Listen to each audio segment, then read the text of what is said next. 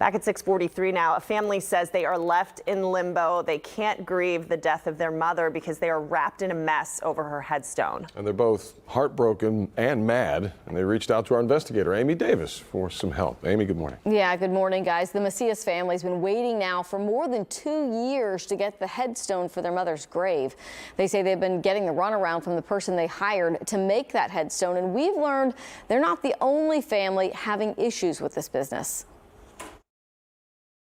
Oh, my mom was the sweetest, man. You know, she was a sweetheart. This is the makeshift memorial Rebecca Macias's family visits at her gravesite in Pearland.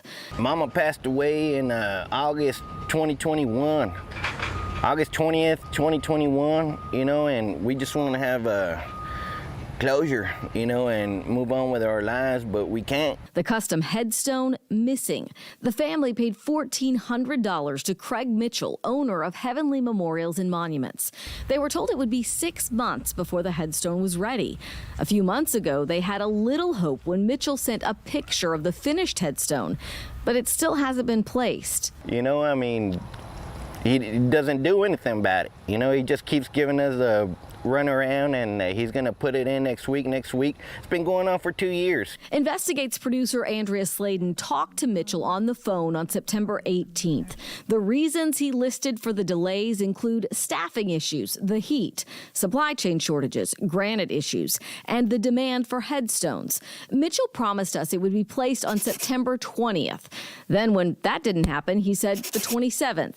Those days came and went. Mitchell's company has an F rating with the Better Business Bureau. Similar complaints from people who paid money, got excuses, and never got what they ordered.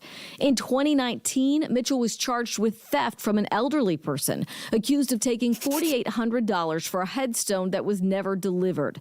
That case was dismissed when Mitchell paid the family back and took an anti-theft course. He's just sticking people for their money and everything, and people can't stop grieving because unless your headstone's there for your loved ones, you know what I mean? The Better Business Bureau tells us you should always get everything in writing, including a timeline for completion. Feels the worst. We just want to have closure, everything, you know what I mean? Everybody comes to see their loved ones, you know, and we just want peace, man. We just want peace, and that's it. Well, in situations where you order custom items that need to be paid for up front, first ask if the business allows credit card payments, because if anything goes wrong, you can probably dispute the charge.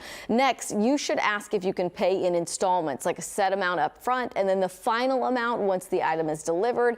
And when I say you should ask, be prepared if they say no, that you're going to take your business somewhere else. If they need all of it, then maybe they might have some financial issues that they can't even front.